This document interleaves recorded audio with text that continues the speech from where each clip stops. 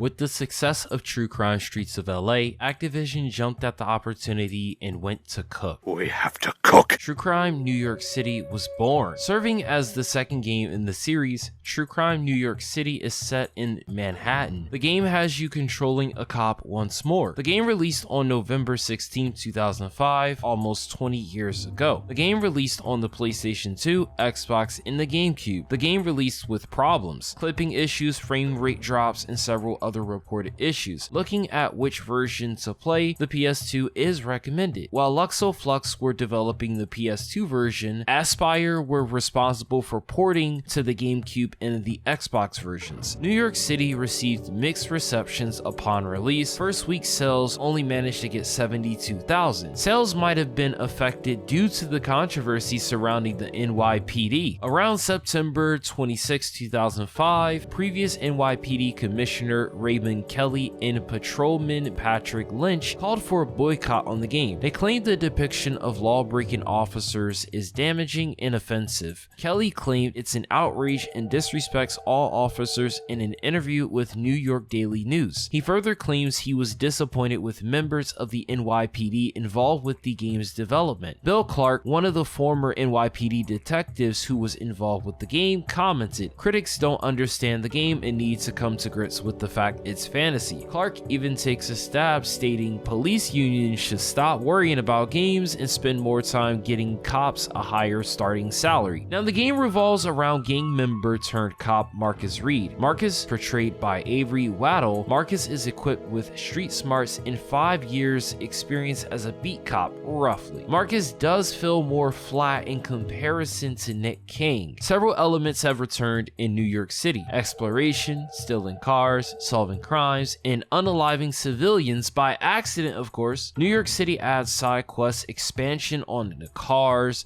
weapons. They have an equipment system for them. The game also has customization with clothes, hairstyles, and cars. The game features buildings that you can enter. Marcus can buy food to replenish health inside of food spots and pharmacies. Many buildings will feature the same generic layouts copied various times. NYC removes the shield for currency and replaces it with actual money. Marcus will receive a salary, but he can also earn money via extortions and of course doing side quests. The game does, however, change things I don't like. Upgrades have been reworked in this game. Skills have been tied to a promotion system. Marcus will start at rank 5. As he gets career points, he will increase his rank. The highest rank is 1. Each time you hit a new rank, you can get more skills. Skills can only be purchased as long as you have the appropriate rank. And Streets of LA, the only thing that it required the player to have is a shield available and to complete the minigame. Once you did that, it was all yours. While I like the promotion feature, it does nothing but restrict the player from getting all the skills in cars early, and it also adds the unfortunate caveat that you won't master the skill and you may forget about it. In this game, I kinda didn't do too much pertaining to the cars because kinda didn't practice it in this game versus in Streets of LA. Something I thought I would like ended up being annoying is the random crimes. In the previous game, Streets of LA, random crimes were completely optional. They weren't tied to a single thing in the game. New York City gives you a reason to do crimes. Marcus will earn money completing the crimes, collecting evidence. Solving crimes is required to 100% the game. And boy, this is tedious, but I will get to that much later. The karma system also makes a return in New York City, but it gets in the way more than it does in LA. When good cop actions are performed, Marcus earns good cop points and career points. When bad cop actions are performed, he gets bad cop points, but he still gets career points in most cases. The reason the karma system gets in the way is because of how fast the bad karma adds up. It will fill up a secondary bar known as the rogue meter, and when this fills up high enough, cops will start attacking you. It's even possible to get demoted if you fill up the rogue bar too high and cops end your life. The ending of the game is tied to the good and bad cop rating. As I go through this retrospective, I will share my experiences with this game, what I enjoyed, what I disliked. I'll be going through the story, the side quests, the secret boss mission, and then finally my final thoughts pertaining to the game. With that said, make sure you guys hit the like button on this video. If you guys don't know who I am Kai, aiming for 1,000 subscribers, so if you appreciate videos like this, just simply hit the like and subscribe.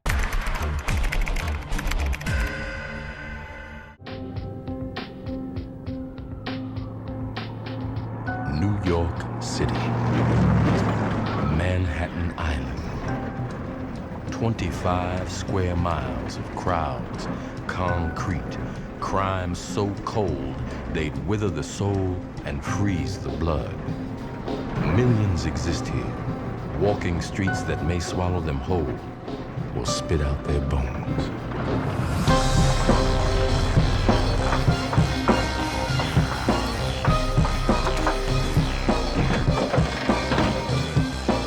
Been locked away for the better part of 15 years, you've got no choice but to rely on those closest to you to watch out for your interests outside. In my absence, my son was given the keys to my kingdom, placing his trust in those who claimed my allegiance.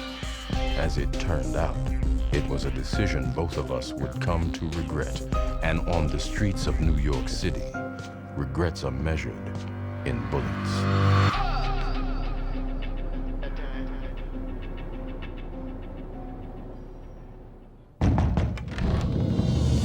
Yo, Marcus? Damn, money? I didn't know, man. I swear. Get the fuck out. Now.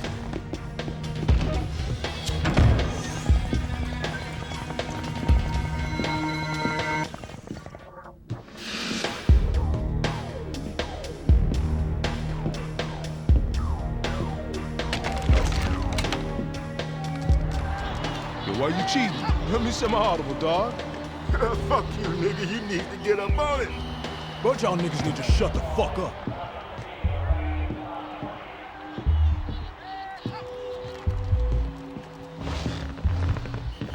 Marcus! Damn, dog. Look who ain't dead, yo. I ain't the only one. What you talking about, nigga? Your boy's fucked up, Kev. My pops is still alive.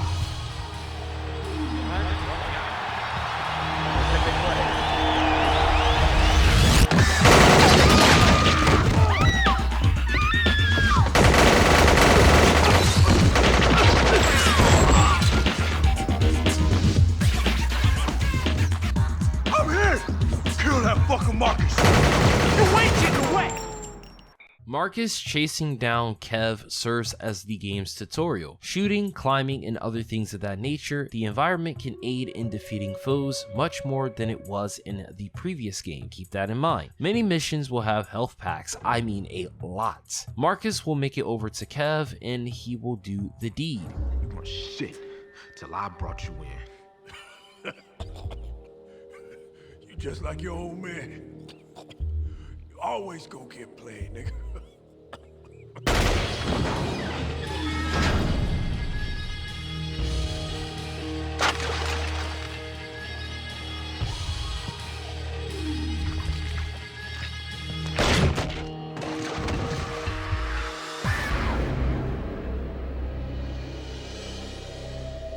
So you heard, huh?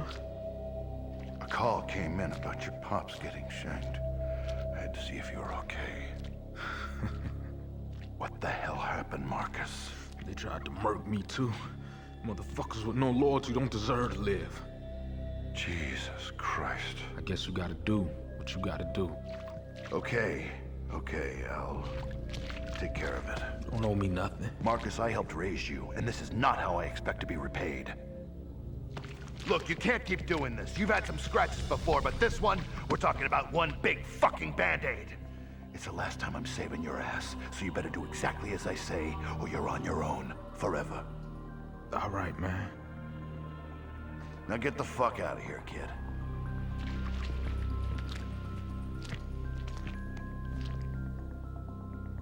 Merry Christmas.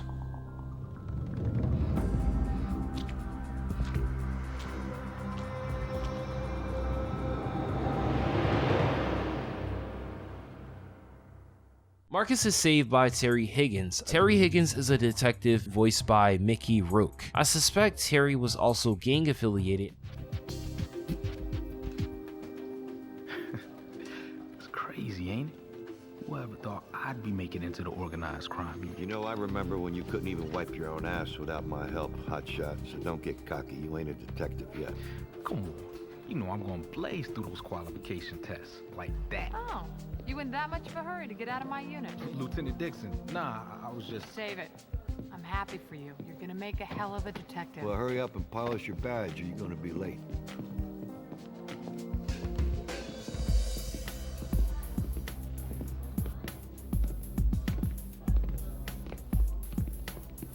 What's this? Gangsters dressed as cops, huh? It ain't Halloween, Terry. We talked about this, Victor. My contract, remember? Goddamn, Terry, you know I don't like greenhorns in my... Marcus has been on a beat for 4 years now.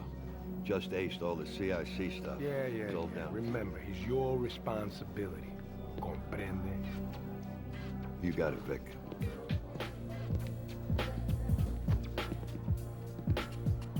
This is it, kid. All you gotta do is pass, huh? Don't shoot yourself in the foot, huh? Marcus has been a cop for roughly 4 years now, and he's doing his detective tests. He works under Lieutenant Dina Dixon. She's voiced by Marcika Harita. I can't pronounce her name. She's best known for her work in Law and Order. Before taking the test, the game introduces Chief Victor Navarra, who is voiced by Isai Morales, head of the OCU. I don't like him much, and I don't think most people like him much, and I think that's intentional. The tests I mentioned here are in fact another round of tutorials. Marcus tests will help the player learn the basis to gameplay. The prior game handled tutorials a bit more natural. Considering Marcus has operated as a cop for years, this felt wonky. Marcus uses a one pistol, and I really did like Nick's dual pistol action, so if you're coming from the previous game, this might take a little bit to get used to. Tutorial covers combat, shooting, and driving. I think combat was toned down in some ways and expanded in others in this game versus the previous game. In the ways in which case it's been expanded, there are now multiple fighting styles that Marcus can acquire: brawling, taekwondo, karate, wushu, Thai boxing. Each of these styles have their strengths and weaknesses and can aid Marcus during the game. In other ways, fighting has been reduced. They took away the stagger mechanic that was made, more so they reworked it. And then the other thing is, fights can get very hectic and annoying. Shooting has changed slightly. As mentioned, now we have one gun. Aim down sight was actually changed in this game. In the past, I believe you held regular shooting button, and now they changed it to R3, probably because people accidentally was doing aim down sight when playing with Nick. Aiming still is stiff in this game, and as for driving, I think it sucks. I think the driving in this game is annoying. This game features smaller areas, more NPCs. You will undoubtedly kill various NPCs in this game. After Marcus gets finished the test, he is now a detective. No, honey, the lockers at Grand Central. No, the new ones. Yeah, suits in there. Trae el traje. No te apures. All right, you know what? Don't bother. Okay, love you too. Why don't you just move it to the city, Vic? Yeah, save yourself a train ride. On my salary. You're kidding, right? Looks like you still have both feet, kid. Was I fucking right about this guy or what? Denzel ain't got nothing on you, kid. Oh, for Christ's sakes, Terry, how hard is it to shoot a target? I want you to take him into the streets, see if he can handle himself in plain clothes and deal with real perps. Do the whole drill. Otherwise, no shield. Comprende? Okay, Boy Wonder. Time to kiss your costume goodbye. Grab your street gear, then pick up an unmarked cruiser at the garage. I'll meet you outside. Yo, I got your Boy Wonder right here. Vic wants Terry to take him out on the beat, and this serves as another form of tutorials. Marcus will head to his locker, change into a getup that looks like he's a criminal. I say that, but quite literally, that's what most of the NPCs are gonna think, including the cops. Marcus goes from having a fade to having cornrows. How does that happen? Now, in this area, you can buy police cars, driving skills, and you can grab your car here, but for the time time being, you're going to be grabbing the one car that you can, and you're going to meet up with Terry. Cars have been reworked. In the previous game, you earned cars via the bonus mission. In this game, cars, at least in the police station, are tied to your rank. The lower the rank, the better cars you can purchase. Once you hit the necessary rank required, you still have to purchase the car. If Marcus takes a car, destroys his car, and then he goes retrieves it later, say you reset the game, that car still retains the damage. You are forced to use the car repair places. But then here's the problem with the car repair places in this game. They're not labeled on the map. It's when you get close to them that you'll see them appear on the mini map.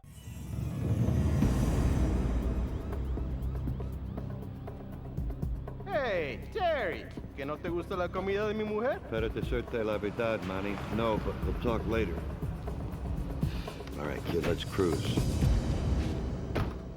Once Marcus meets up with Terry, Terry is going to have him race to a destination. These racing destination missions have been changed. They've been reworked. The icon that we saw in the first game, they don't have it anymore. Instead, there's a timer. Now, once at the location, Marcus will perform the basic duties of a cop, basically going over frisking, checking the trunk. We also have enemy types yellow, orange, and red. Yellow means unarmed. Orange means they have a weapon, but it's not a gun. And red means they got a gun or a deadly weapon. Unless the enemy surrenders, go for a neutralizing shot and be done with it. It sounds crazy, but half this stuff is not gonna matter. The only time you need to show your badge is if there's other cops in the area. Cops are irritating in this game. If they see you do a cop duty, they're gonna think you're a thug and try to aim down their sight and warn you. So you have to show your badge so they'll leave you the fuck alone. You can hit a person in the car, come out, show the badge, and they'll leave you alone. Another reason why you want to just go for the neutralizing shot. Now, once the tutorial's in, Terry and Marcus will head over to Isaiah, Marcus's father.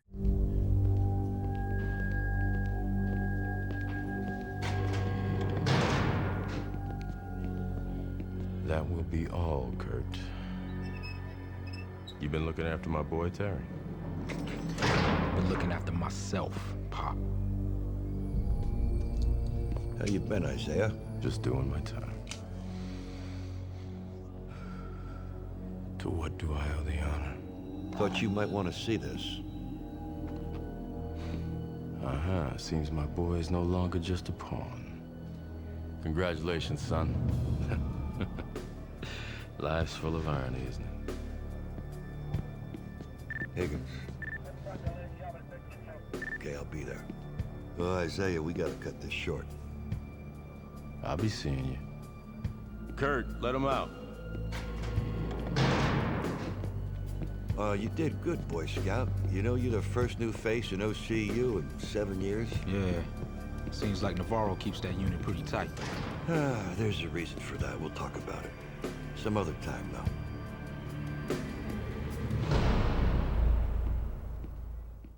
Little is known about him except him and Terry are friends. Terry promised to look after Marcus when Isaiah was incarcerated, and Isaiah has a unique cell in which he could still do work in it. Did he snitch on somebody? Did he pay somebody off? All these are questions that don't get answered at all. Terry will get a call and he'll have Marcus race over to a particular spot. There are some moments in this game that Marcus have funny remarks. Shit, where's the fire, man? You gonna tell me what's up with that briefcase? Sure, if you need to know.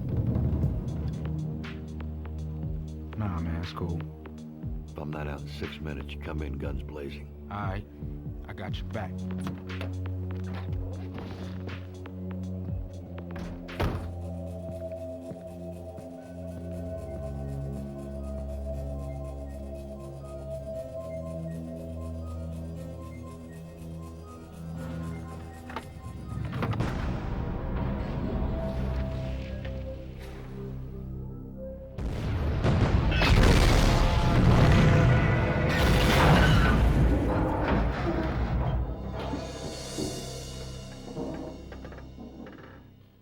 Marcus is back at the precinct. He is with the lieutenant. He's getting yelled at by Victor, bitch ass. Somebody talk to me. No, man. What the hell were you two doing Hey, here, man, I don't B? know shit. Terry went inside. Get the fuck out of here. You feeling better? Not really. I'm sorry, Marcus. Yeah, me too. It wasn't your fault. Forensics says it was a gas leak. Bullshit. Look, I know that you and Terry were close, Marcus, but you need to let this go. It's Navarro's business now. He's not gonna let you touch it. No more OCU, huh? Oh, maybe one day, but for now, you're back here with me, working street crime. I'm not putting those blues back on. Relax, it's plainclothes duty. You get to keep your shield, as long as you play nice. Fuck that. I need to find out what really happened. Marcus, I'm trying to help you here. Crime has been on the rise all over the city, so please, do me a favor. Get out there and collar me some perps, okay? Yes, ma'am. You know where Victor sits? He sits in the same building that they all sit in, and you just see him by his lonesome. There's no other OCU member that you ever see. Dixon's not an OCU member, and that's it. Marcus leaves and gets contacted by the FBI. Reed. Hello, Marcus. We need to talk about Terry now. Who the fuck is this? It is FBI. Parking garage. On the double alone. He meets up with Agent Gabriel Whiting. This guy, you will recognize his voice, is Christopher Walken. He voiced George in Streets of LA, and he's back to voice Gabriel. Hello, Detective. Gabriel Whiting, FBI. Feds. Why am I not surprised? Oh, Mr. Hotshot, perhaps I should just go home, kick off my shoes, have a nice cup of cocoa, because it sounds like you've got the case figured out. Would I be here if I did? Educate me. Indeed. For the past 2 years, I've been working with the OCU trying to take down New York's top crime syndicates. But things always go wrong. Stakeouts go cold. Covers get blown. Sounds like you just suck at your job.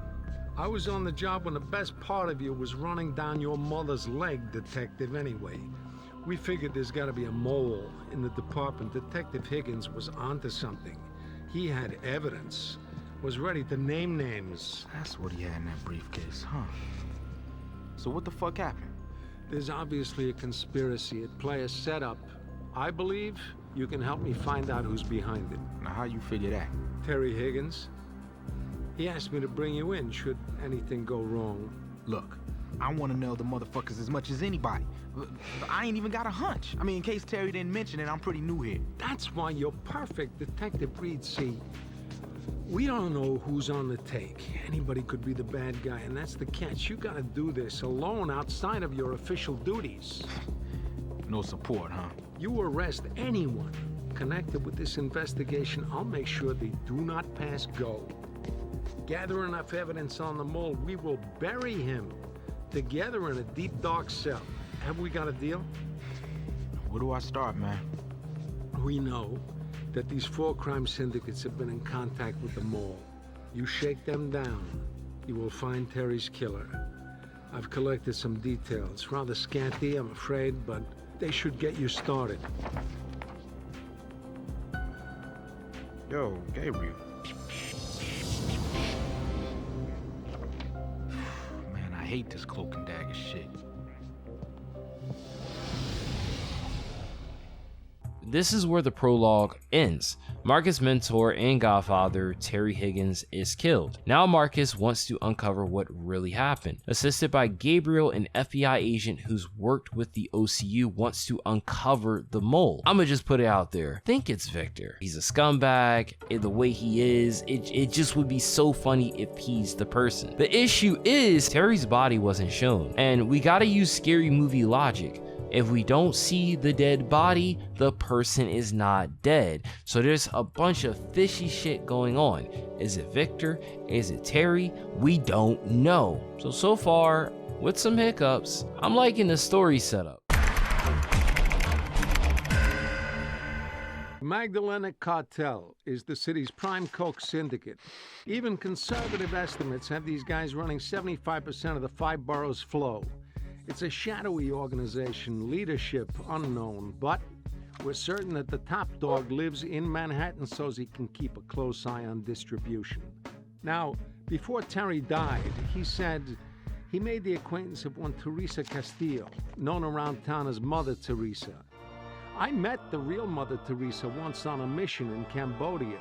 You'd never know it by looking at her, but A very funny woman. I should write a book.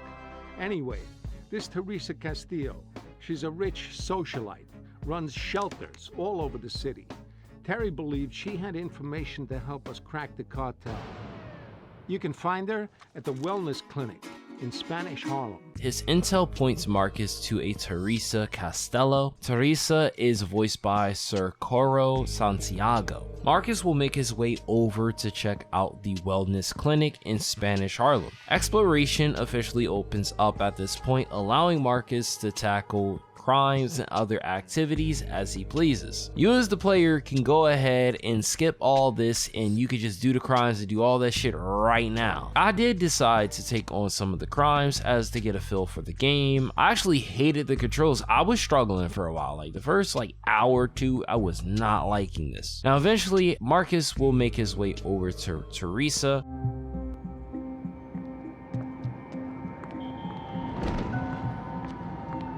Miss Castillo, I need a word with you about the Magdalena cartel. I'm sorry, I am a busy woman. If you're a reporter looking for another... Detective Reed, New York Police. Oh, I see. Look, officer, I've grown weary of talking to the police. No matter how many times I complain about the dealers, nothing is ever done. You just write your reports and yes me away. Well, I ain't like that, lady. I come from the kinds of places you trying to help. Is that so? Then why is that dealer still up there on the corner? Get him off my street. And I don't mean just shoo him away like your fellow officers. I mean permanently. All right, I think I can do that. But don't you go nowhere. I'll be right back. Hey, homie, let me holler at you for a minute. Yeah. What you need, man? Same bag? 20 sack? Or ounce? Or what? For you to bounce the fuck out of here and don't look back. Right a gap, man? Fuck you! This is kind of like the first test, taking what you learned to see if you can do it. Now during these missions, evidence will be in parts of the area. Collecting evidence can earn you money. This can either be turned into the police station or sold at pawn shops. I just turned it into the police station. I wasn't doing all that. Now after Marcus shuts down the dealers, he gets into the car with Teresa. That dealer? He ain't coming back. You got my word on that. I have to say, you have a rare determination for a cop. You're going to need it. The cartel is an army. You mean the Magdalenas? Magdalenas, the Lords, the Curls. Many names, same source. A major crack processing facility right here in the city. So how do I find it? I've been funding the Smith projects in Alphabet City. I can tell you this. 3 times a day, a motorcycle courier supplies the stoop dealers and collects their cash. Sounds like a runner where I'm from. A piece of advice. Grab yourself a motorbike or you'll lose him. He takes a route no police car could follow. All right, then. She tells him about a motorcycle carrier supplying dealers and collecting cash. Marcus heads over to investigate the motorcyclist.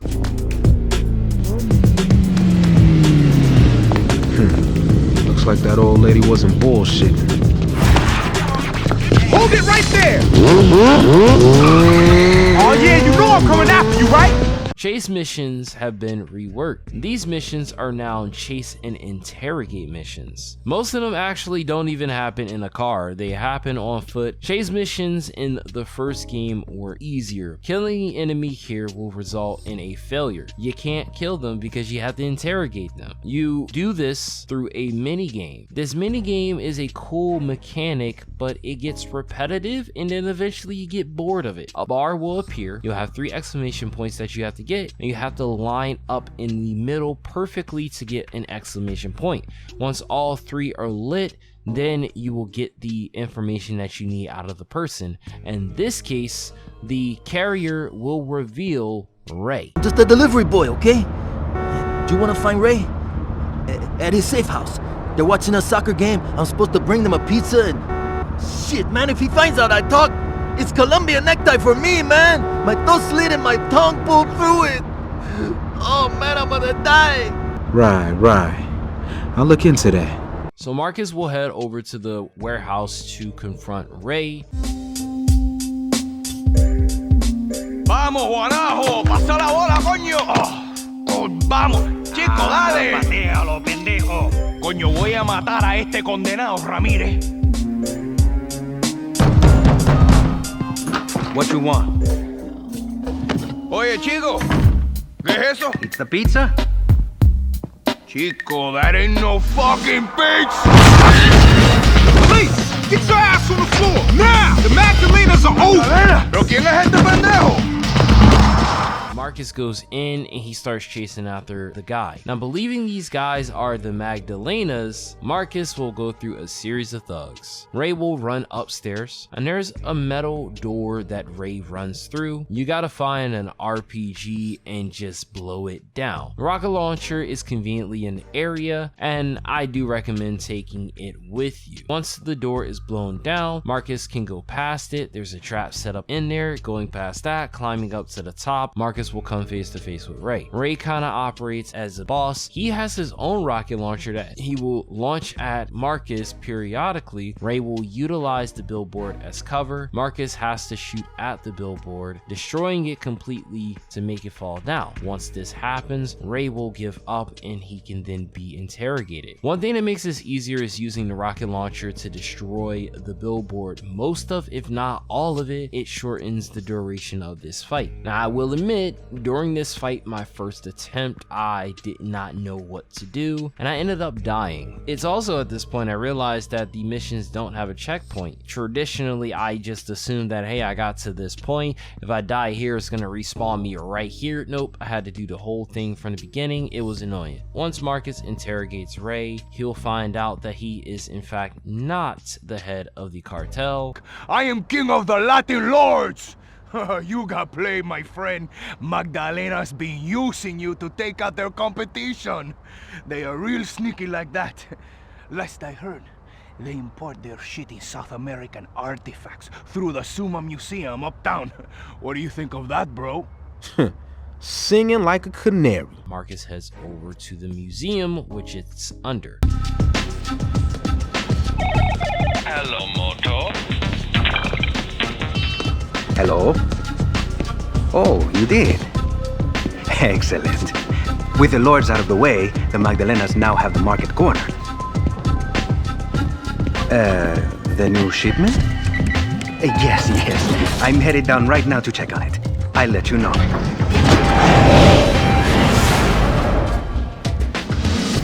Hello, excuse me, sir. The museum is just closed for the day. Look at that thing, man. I bet this guy needed magnums, huh? Oh, that's actually an Aztec warrior, as denoted by his engorged. Sorry, dog. Not interested. So Marcus kind of has to sneak into the museum. Guess what, guys? Sneaking missions have been reworked. While in the first game, sneaking missions were a requirement. If you got caught, you had to do the mission all over. In this game, sneaking in is completely optional. You can either go in guns blazing or you can try your best at sneaking around, but I guarantee you'll get caught. So you're better off just starting with the guns blazing. You can simply just go in there and it's a cakewalk. The only thing you have to be mindful of is the enemy gun types. If you're going to sneak in, environment cover sometimes just wonky. I don't think it's a point to do it. Sure, you can add that this would make this part a bit harder if you're looking for a challenge, but the game almost incentivizes you to just pull out your guns and start shooting everybody. There's going to be 2 points in the game where sneaking will benefit you versus just trying to get people's attention. Now, once Marcus gets to the elevator in this area and he goes down, the enemies will notice him and he has no choice but to shoot his way through. So once Marcus clears this room, he'll be able to interrogate the director, who swore nobody was getting in, even had laser traps set up. Once Marcus interrogates him and gets the information, he finds out about the mental ward. Didn't anybody in the precinct tell you this museum is off limits? You're in way over your head. I don't know much, but I do know that we send these shipments to the Salvation Ward up on Greenwich and West 11th. Do you understand? Yeah, okay. See, that wasn't that easy. This is where the game gets kind of goofy, and I'm not gonna lie, I didn't like it. Marcus arrives at the mental ward, and he's immediately knocked out.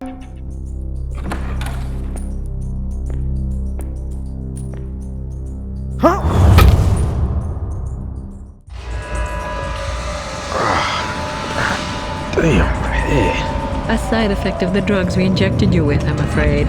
We were expecting you. Teresa? What are you talking about? My real name is Magdalena Rojas, widow of Humberto Rojas, the drug czar killed by your very own CIA 6 years ago. Look at it on the bright side. You took care of Ray, my main rival. You fucking bitch. Have to be in this business. See, I've made some people very rich. People who are supposed to eliminate pests like you. But the dividends from my investments aren't what they used to be. Well, I'd love to chat, but I'm late for the opera. I so love the classics. Time to play with your new friends. Adios, detective. What the fuck? Oh, shit! So Marcus will attempt to escape the ward, but several enemies stand in the way. And oh, Marcus is in a straitjacket. This mission is not really hard, it's just bizarre. Don't like this mission, and I will explain why. The stamina system in this game shows his ugly head. They don't have a tutorial, they don't explain the best way to go around it. They have this limitation for combat in there. This part is weird because they also make use of Beetlejuice. A character named Zeke, a very short dwarf-like character, is portrayed by Beetlejuice. When I was playing, all I heard was like a weird voice, and I'm like, what the hell, did my game get hacked? On the wrong, Zeke will help.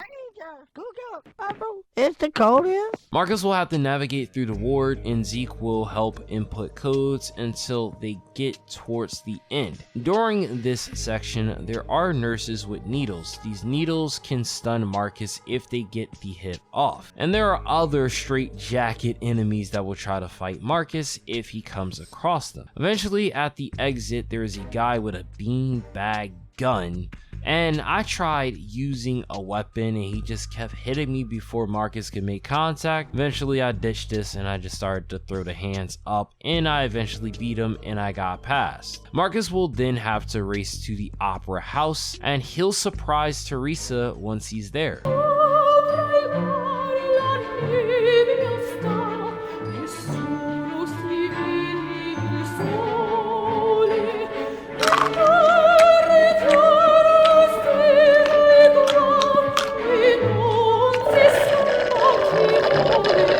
Please, do you mind? ¡Chingada la madre! ¡La policía otra vez! ¡Mátalo!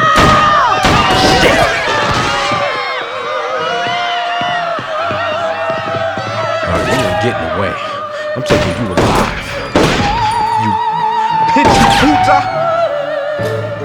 She will run off, leaving her goons, and Marcus will give chase. They can catch you slipping, but for the most part, shooting enemies of this caliber isn't really scary. You'll eventually chase her to the stage of the opera, and gunmen will appear on the props riding them, and they will try to attack Marcus. As Marcus zones in on Teresa, she gets on the stage of the opera. She's in a boat dragon. This thing can shoot fire towards Marcus, and you're probably gonna die to this. I wasn't sure how to fight her. She didn't have a health bar, and the only thing that helped was the hint displayed during the fight. I got lucky, but I was very close to death. One thing I'm not liking so far is that bosses don't have health. How am I supposed to know if I'm going to win? Even though she doesn't have health, later bosses have health. So what gives, Activision? Alright, Teresa. Show's over. Who's the mole in OCU? Okay, officer. I was doing business with someone at the department, but the calls were always masked. The information we got was quality. It's definitely someone in the organized crime unit. That ain't much. Yo, let's go. The feds want a word with you. At this point, we as the player learn next to nothing. The Mole is a high-ranking member in the OCU, and so far there's only 2 members in the OCU that have been introduced, Terry and Victor. And as far as we know, Victor is the only known alive person, so surely the Mole is Victor, right? That only makes sense to me. Oh, the Mafia, La Cosa Nostra, organized crime, the mob. Whatever you call them, these guys owned New York City for years. But then in 1995, this hotshot DA puts away the last Don, Al the Mortician Palermo. It was all over the news. Hell, there was even a reality show. Fast forward 10 years, and now these ass clown mafiosi are all prettied up, acting all respectable. We figure there must be a new Don behind all this channeling dirty money into something big, something legitimate. The leads are scarce, but we fingered one Gino DeLuca as the Palermo's weakest link, an old-school capo who sells fenced goods without kicking up a cut to the new boss. In the old days, the Sicilians would cut off his testicles and feed them to a goat for that, but there's no goats in New York City. Anyway, Gino works out of Little Italy, a restaurant called House of Gnocchi. Cozy little place, from what I hear. Marcus heads over to the restaurant. Inside, he's looking for Gino.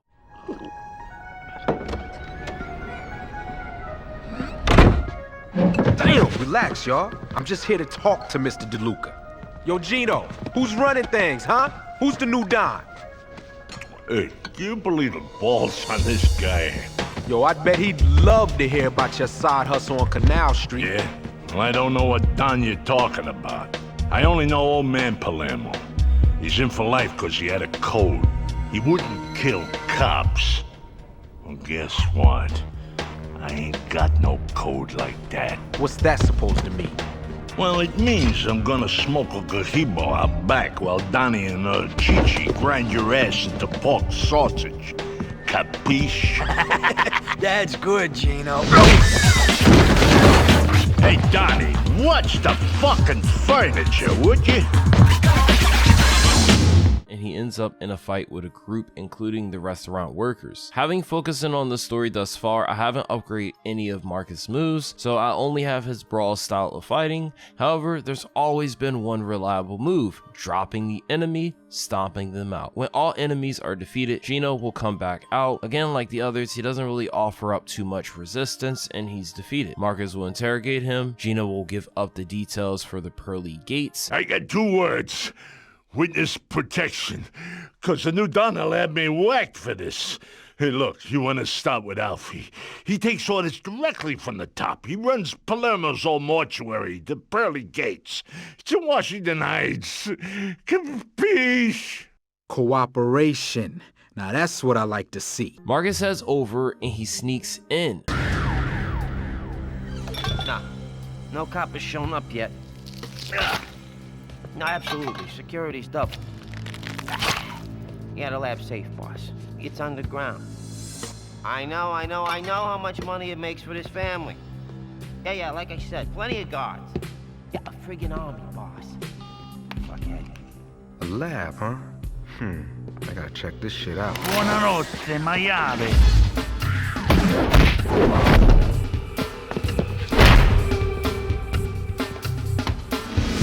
Cornered, Marcus shoots his way to Alfie. This mission did cause me some trouble. In my first attempt, I took too much damage because there was the guy in the middle just before you get to the stairway and he was causing major damage. Once I got up to him, I thought, hey, why not grab him or run past it? Yeah, I died. So then in my second attempt, I dealt with him rather quickly and then I made it past everyone and got to the next part. Marcus will head into the basement and gunmen will be waiting behind cover. You can shoot their legs, you can shoot in between, but you still have to be careful here. Eventually, I make it to the end, and this is where Marcus is then forced to run out of the building to chase Alfie. Who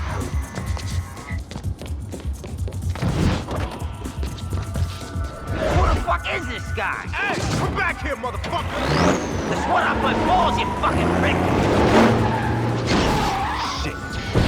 Alfie gets into a car and he drives off. Conveniently, there's a car here that Marcus can get into and you can drive towards this guy. Now, this whole part gave me some trouble because, again, I have not been upgrading anything. I just been playing the story, and as such, I don't have any other guns besides his basic pistols, and as such, that part was hard. But as for the chase part, the chase mission, right?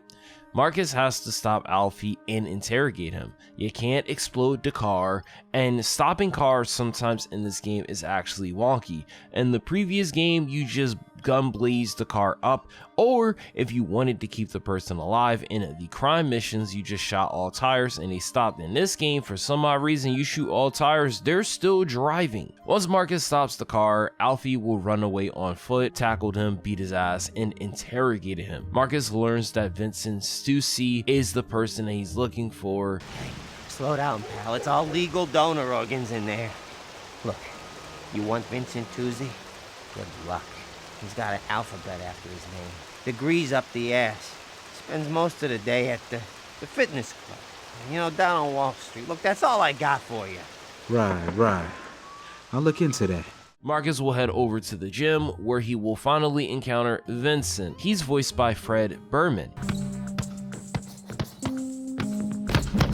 Mr. Tuesday. Vincent. Detective Reed, I think this belongs to you. A little souvenir I picked up from the Pearly Gates. That's one of your spots, right? True, I am on the board of the old mortuary, but I haven't set foot in there, ever. In fact, I've been trying to sell it. It doesn't really fit my, family business. I prefer real estate. Sure the family business don't involve murder? Candy, don't I have that important meeting? Hey, how about payouts to cops? You're in way over your head. Good day, detective. How about a workout, Mr. Policeman? Candy usually charges $500 an hour, but this session's on me. Tuesday, I ain't playing. Come on. Ah! Vincent will make haste to leave, and he'll leave his trainer to deal with Marcus. Candy, the trainer, is a rather brawlish woman. She's definitely natural, guys. She doesn't take steroids. Why are we making fake accusations? Now, she fights Marcus, and her fight offers little to no stress. However, the minute that you take her down, a thug will throw a weight at you. They will pull up and try to fight you. One of them has a barbell in his hand. Despite the weights, it's not going to be a hard challenge. Once you take these two down, Candy gets back up and she climbs to the second floor. Marcus will have to climb to the second floor, and what do you know? There's a track suspended on the second floor. You have to run around, do the hurdles until you catch up to Candy. I believe she also just gives up after a certain point, and then you can interrogate her. She will tell you a bunch of stuff, but while you're interrogating her, some of her comments imply that her and Vincent were having more than just a business relationship. Let me see. Oh, he's got a bigger cock than you. Eventually, she gives it up and she tells Marcus that she doesn't know where Vincent goes, but... I do know this, though. He has an accountant he goes to all the time, old Tony. He pays all of Vinny's bills, including mine. His office is over on Hudson. Now, would you just let me go? Okay. Finally, you made the right choice. Marcus gets the details on old Tony and he heads over to the accountant. Once Marcus gets inside, we get a quick cutscene. We see old Tony flirting with this woman. Again. This mean I won't see you tonight?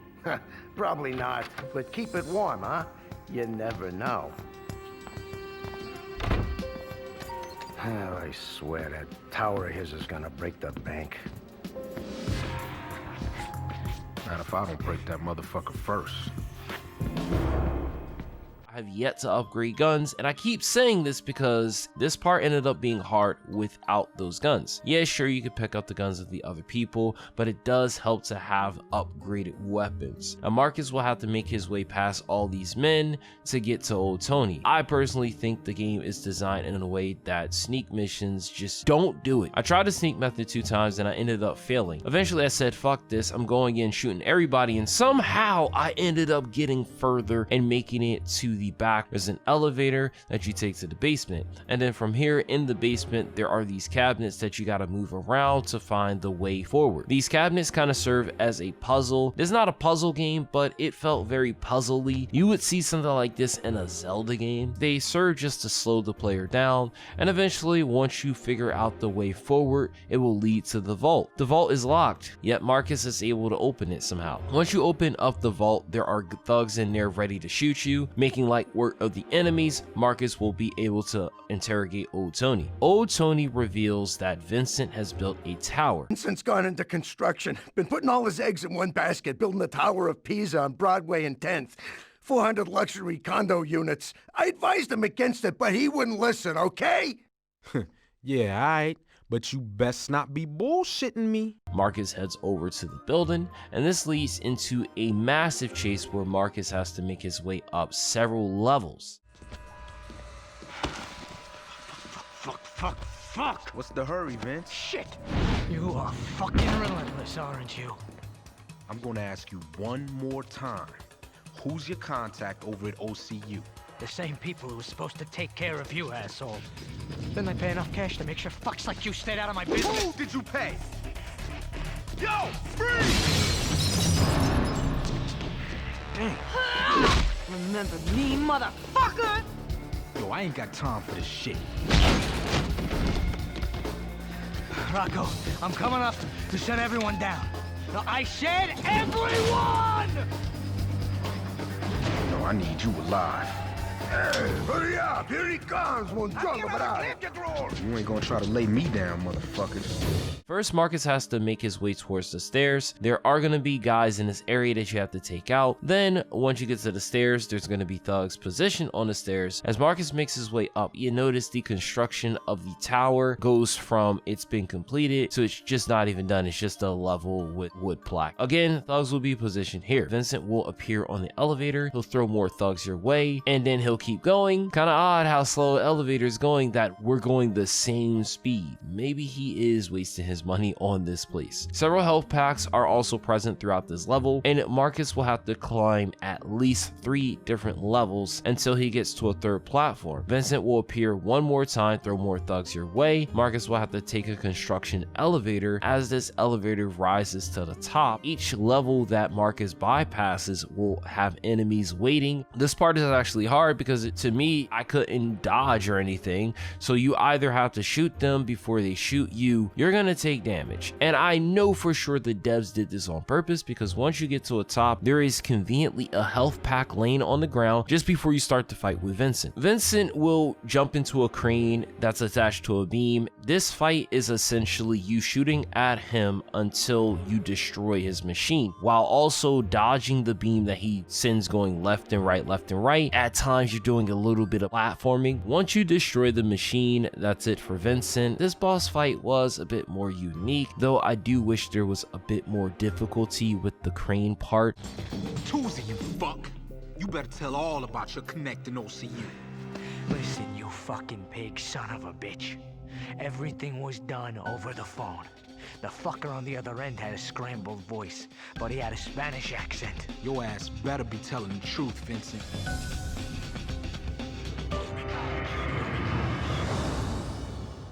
This lead up to Vincent was much better than the lead up to Teresa. Now, once Marcus confronts Vincent, he learns the OCU mole had a scrambler voice. Vincent also mentions that he had a Spanish accent. So the game is basically telling us that Victor did it, but did he actually do it? Classic storytelling, this could be a red herring. The evidence, however, is pointing towards Victor. It's way too convenient. I think we have enough evidence to say that it was him, but we have to proceed through the game. The President's Club. I always thought it sounded like a supermarket promotion, but Central Intelligence calls them the fastest rising outfit in town. We got former Crips and Bloods working together, pushing heroin, crystal meth, the works. But their real cash cow is the designer drug du jour, pop, they call it. Think ecstasy meets crack with 10 times the kick. Took Asia by storm. Now it's in New York, courtesy of this club. We've learned that the club is run by 5 presidents, hence the very clever name. There's Lincoln, Hamilton, Jackson, and Grant. Then there's the eye atop the pyramid, Benjamin. Speaking of pyramids, there was a time I was deployed in Egypt. Let me tell you, don't ever get into a spitting contest with a camel. Anyway, we got one solid lead here. President Lincoln runs a hellhole out in Harlem, on Madison and East 124th, which controls the bulk of the president's urban drug flow. This character is said to be a real psycho, so you should go in well armed. My favorite case so far in this whole game, Gabriel gives the brief on the group. Gotta love his silly inclusions also. He informs Marcus about how the group is structured. I found it interesting how the devs decided to make President Lincoln the weakest link. If you know, you know. He controls the bulk at the hellhole out of Harlem. Now this case plot line so far is the hardest in the game. This major case is if black gang members meet the Yakuza. It's very wacky story-wise, but the difficulty is high. I will also add, I do wish they got even more wackier like in True Crime Streets of LA. The first mission is to infiltrate the location out Harlem.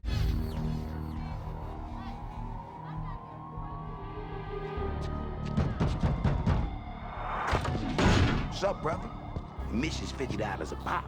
Place to crash is included. Yeah, right. Thing is, I'm buying bulk. I got a new club opening. Can you handle it? Damn, nigga. We got to see Lincoln about that. All right, no doubt. Where he at? He upstairs, yo. Let me call him. No need. It'll be a surprise.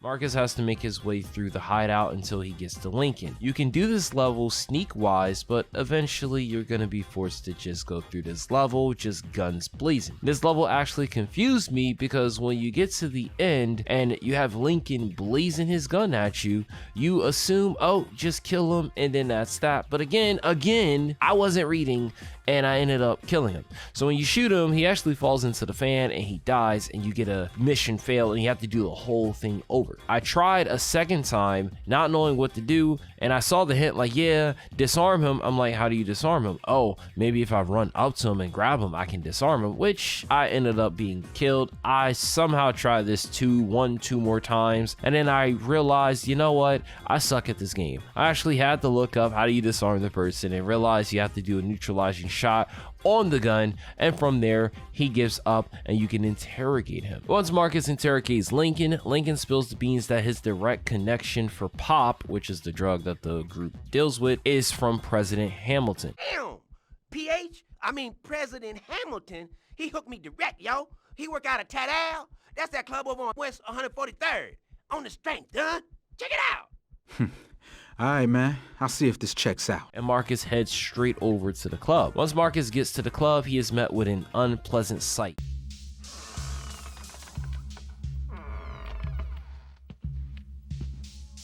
Damn. What the fuck happened here?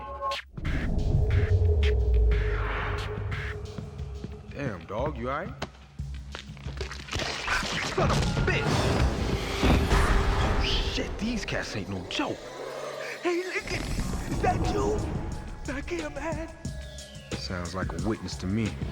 There are some Yakuza members here ready to deal with whoever is still there. It's only a few of them because the point of this mission isn't to kill a bunch of people, it's actually to get past a bunch of traps that President Hamilton set up. So Marcus has to play spy and get past multiple of these lasers. There's no way in hell anyone that's watching this video that played this game got past this part without setting at least one trap off. Now the controls of this game are working against you, and that's most of the reason why you're gonna likely set off 1, 2, maybe 3 different traps. I almost died. It was kind of pathetic. Now once Marcus makes it into the office, he'll interrogate Hamilton, and Hamilton reveals, yeah, it was the Yakuza. They shot up because we're selling pop. It was them Yakuza fucks that sprayed my spot.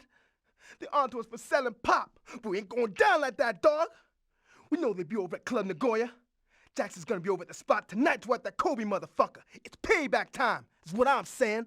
Yeah, okay. See, that wasn't that easy. So Marcus heads over to Club Nagoya to stop the attack, but first Marcus has to make his way back through the traps. I thought the game would allow you to just from there exit. Nope, you gotta go back the way you came. Now once Marcus leaves, Gabriel will give him a call. Club Tadao. Whoa! It reminds me of a club out in LA. I think it was called a Gulag. Proves that the two games take place in the same universe. Maybe since he works for the FBI, he might be aware of Masterson. Marcus arrives at the club to stop the attack on Kobe, and Marcus is rather surprised that Kobe is a girl. She fine. Yo, partner, wait up. Where's Kobe-san? You seen him? Who wants to know? Hey, it's cool, yo. Detective Reed, see? Now, where's Kobe at? I am Kobe. You're Kobe? Damn. All right, well, we gotta get you out of here so we can talk. Let's go before they... Yo, blaze those Yakuza bitches! Everybody in the car!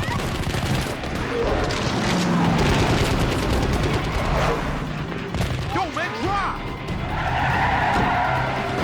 I think I can speak for most people when I say this mission is freaking annoying.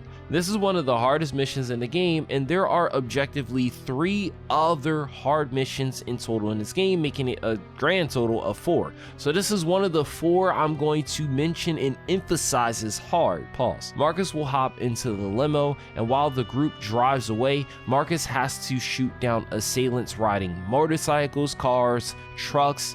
Oh, it's rage bait in the purest form. This mission is going to make you mad. You're going to get upset unless somehow you're perfect on it. You can't aim down the sight. You have to use the sight, whatever they give you, to shoot down the enemies. So at some point, you're gonna likely realize the problem with this mission. The enemies have almost perfect accuracy. I was getting motion sickness. Don't ask me why, but sometimes when I play these games and I'm hungry, it throws me off. I had to stop playing the game after trying 2 times, and then I came back later, tried a bunch more times. I actually succeeded in getting to the limo. When I say this mission made me consider stopping this video and saying, like, you know what, it's not worth it. We don't have to play this game. Oh, I considered it. But at the same time, I was like, I'm not going down without a challenge. When you do get to the point where President Jackson pulls up in a limo, you have to be very concise with you shooting. The limo is going to be borderline going to explode, so you just have to take him down. Now, I eventually do succeed in doing this, and from here, Kobe, the hot chick, informs Marcus about the boss. Looks like the coast is clear, yo. Domo, Mr. Reed. Yeah, you owe me, Kobe lady. Now I want to know why the beefing with the presidents. It's all about Pop, right? That was President Jackson. My men already killed Hamilton. Grant is next. As far as Lionel goes, I will kill him myself. Excuse me? Who the fuck is Lionel? Lionel Jones is Benjamin. The president's boss. You don't mean Lionel Jones? The cat with all the music videos? Yes, disco god. Now big shot hip-hop producer. Damn, that nigga's loaded. What he dealing for? I met Lionel Jones in Japan in 1998. He was broke. I needed a distributor in America for my drug. Pop. So, Lionel, with his contacts, he was perfect. He started to manufacture pop himself. Hora. Made right here in Manhattan at the print works. The president's playing cards. Fucking brilliant. Not brilliant enough. My men are already on their way to Lionel's factory. Whoa. Slow down, Cherry Blossom. It ain't gonna happen. You under arrest.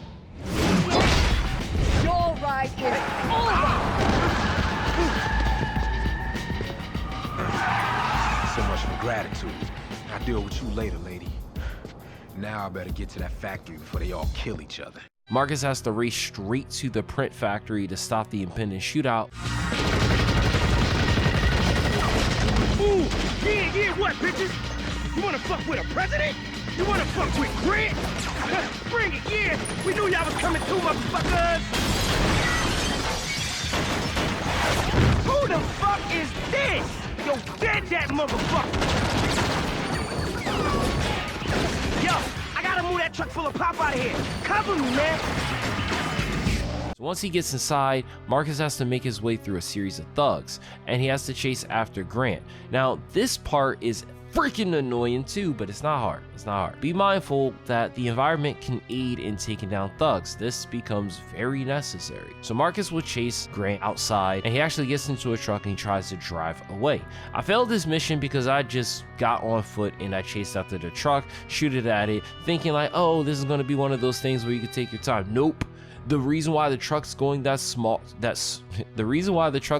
slow is because you have to use the obstacles in the area to stop the truck. And there's also conveniently a sniper over there that you can make use of to help you aid in stopping the truck. Once I stop the truck, Marcus will be able to interrogate Grant, and Grant spills the beans on Lionel's location, which is Zen Empire Records. Aight, Benjamin, Lionel, whatever. Look, he don't touch no pop, man. That's why he be delegating to us, yo.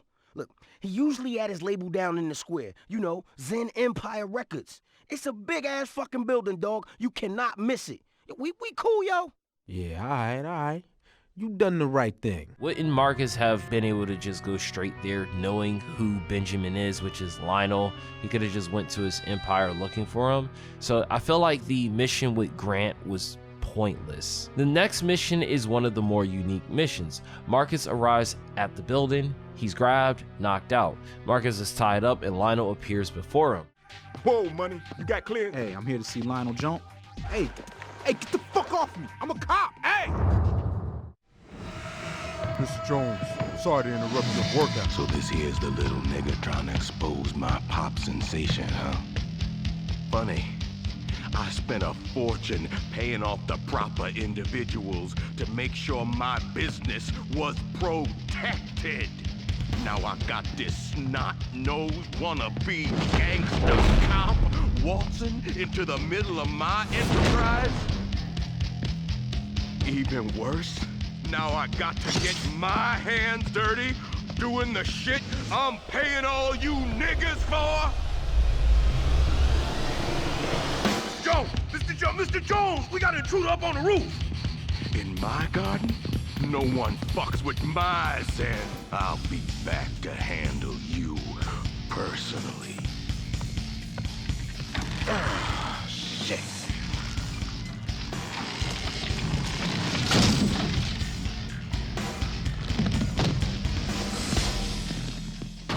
Lionel is voiced by Cornell Womack. This man is the type of enemy I actually expected to see a lot more of during the major cases, because so far the first two major cases, they didn't really have super intimidating enemy types. So after Marcus survives this by sheer luck, he actually has to sneak around and find Lionel. This part, believe it or not, isn't one of the most hardest missions in the game, but this part of the game is what I wish more of these sneak missions were, where Marcus loses his gun access and he has to get to a certain point before he can get a gun. Now I do also stress that this could have took longer to acquire a weapon, but still, this will have Marcus sneaking outside until he can get into the room, and then making his way through the rooms until he can find the exit. He has to hit a switch and then he could take the elevator to the Zen Garden. I like this level because you could have died at any moment because you have limitation on ammo and guns and such, and it also requires you to take your time, but at the same time I do wish it was expanded a bit more. Once Marcus arrives up top, we'll see a fight between Lionel and Kobe. Hey, Yaru! Hands up! Police! Mr. Policeman. Survival of the fittest, bitch! As I said, little man, I'm gonna handle you personally. I ain't gonna get to no samurai shit with you, man. I want it. There's steel. And then there's my Shinto sword. Cuts through bone like butter. Oh, I can't believe this shit.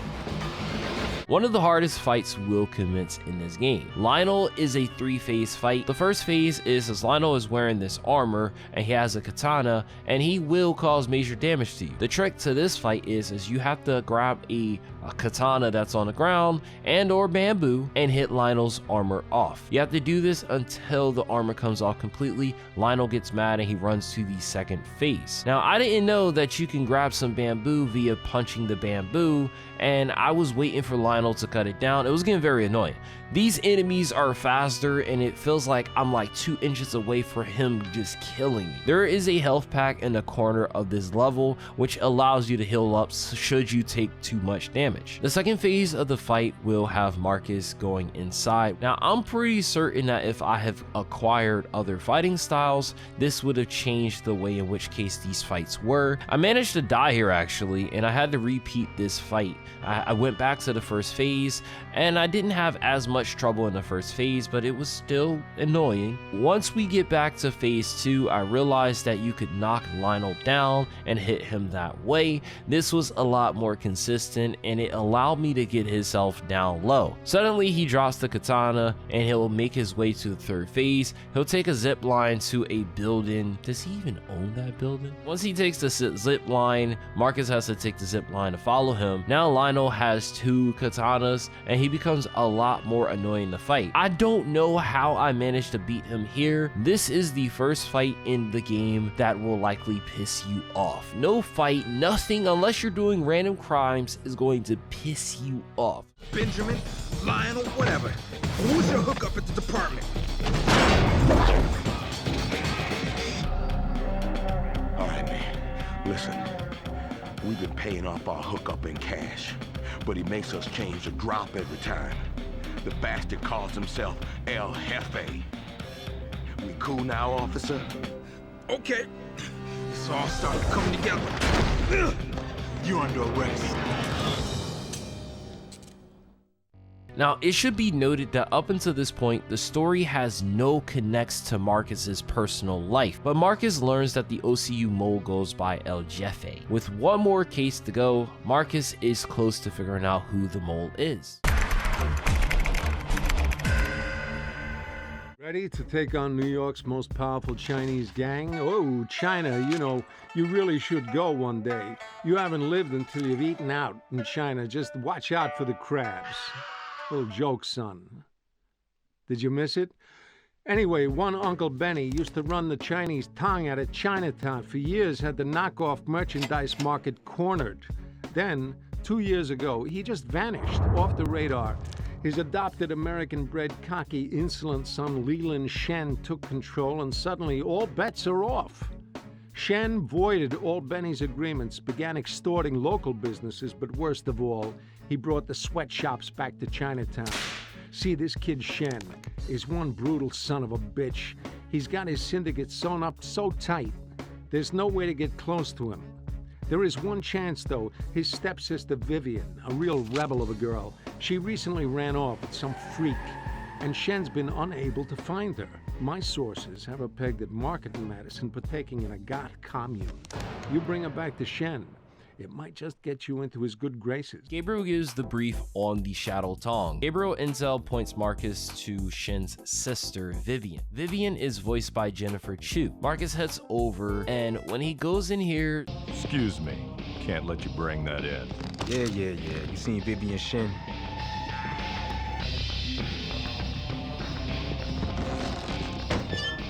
You Vivian?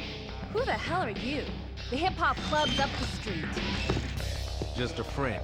Come to take you home. I hate my home. That ain't my problem. Now let's go. Excuse me. Vivian belongs to me. Damn, you got some taste, girl. Who do you think you are, mortal? Yo, I'm the man who's gonna knock those plastic fangs down your throat. I will show you how vampire fight. These goths try to stop you, and this part is freaking annoying because I have yet to upgrade any fighting styles. There are girl enemies here, and girl enemies, from what I can tell, tend to go down faster than guy enemies. A little sexist, huh? So they wield weapons but aren't the worst. Then a second wave of enemies will come out, and after you defeat them, the goth leader has a flamethrower, and he will use the fire to fight. Now when Marcus gets hit with fire, he literally you'll see. So he'll spam this throughout the course of the fight. I noticed that if you go up to him and you fight, he doesn't have time to do this, but if you are at a bit of a distance, he'll have the chance to use the flamethrower. I know the devs know that they made this fight hard and they have 2 health packs. Typically, if they have 2 health packs in a small level like this, they realize it's going to be annoying. I was even getting jumped by the regular enemies. So this mission will only prove one thing: Goths freaking suck. Next mission might make you hate them. So once Marcus takes down the Goth leader, Vivian will agree to leave with him. It is so comical how she just gets up and runs out of this building, yo. Okay, stop already. You proved your point. Fine, let's get out of here. So it turns out the Goths didn't appreciate the way they got their ass beat. You gonna tell me where you live? I need to talk to your brother. Oh, so you're using me to get to him? What are you really after? Grown-up business. You wouldn't understand. Where the fuck is my ride? Guns? Are they crazy? I'll tell you where I live. Just get me out of here. No.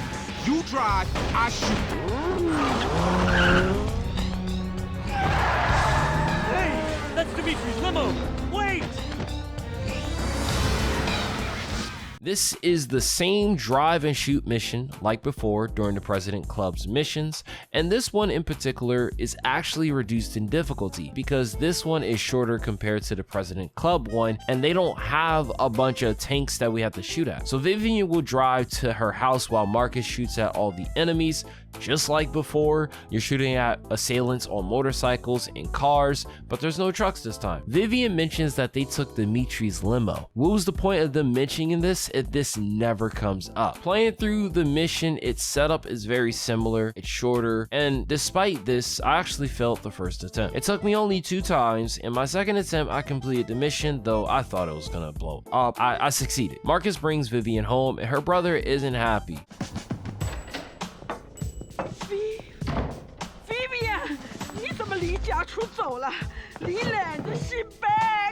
Damn, girl, we're looking all over for you. Whoa, who the fuck are you, dude? I'm gonna cut your throat. Relax. I ain't your sister's boyfriend. Name's Jimmy Mack, King's posse. It's stepsister, asshole. I'm sorry, mister. Vivian's father spoiled her badly. How dare you speak of my father, you witch! You just married him so that you could— Oh! Watch your mouth, bitch! Hey, cool it, man. I brought her back here as a favor to you. Oh, yeah? You want something, bro, huh? That it? Yeah, the king likes your knockoff souvenir hustle. He wants to offer you distribution way uptown. 50% cut. What makes you think I'm in the souvenir trade, homie? Yo, let's not fuck around, Leland, alright? Word on the street is you trying to get in the door up in Harlem. Well, maybe so, but selling my merchandise takes a special kind of skill set. You know what I'm saying? Hey, you ain't said nothing but a word. Extortion's what I do best. Is that so? Well, then maybe you can prove it, huh? You know, why don't you go see old Lynn over at Broadway and Canal? He'll tell you what to do. Yeah, alright, I can do that. Hey, just go easy on the girl. Cool? Yo, don't you worry about that, homie. Maybe Vivian has a bad history with men because the way he threatens Marcus frame 1, like what, yo? Now Shin, who is voiced by Jerry Ying, gives Marcus a chance to help him out after Marcus persuades him, especially showing that he can use his extortion skills. Marcus heads over to meet with old Lin, but something tells me that Shin isn't convinced and he likely does some digging on Marcus. Hey, Lin, is it? Jimmy. Jimmy Mack. Yeah, I know. Leland called. He said you're very eager. We can use eager. What you have in mind? See, I have truck full of souvenirs. You take 2 partners around town, okay? Leland raised price again. So anyone no pay, you beat up, yeah? Truck come back empty by 6 p.m., huh? All right. No sweat. Gotta do this in roughly 15 minutes. It's not really hard. The first one I did, I actually got attacked by the person after extorting them. When you're doing this, just knock the person out. Once the mission's complete, Marcus will head back. Shin likely did his digging, found out Marcus's identity, and told old Lin. Jimmy Mack? All right, I took care of your shit. Now where's Leland? Are you packing gun on you? Nah, man, your boy took my piece when I came in. You take a look around, huh? Sometime what look real turn out be fake. Yo, what the fuck are you talking about, fat boy? Leland may cause. You not who you say you are. Officer Reed. God damn. Bye-bye.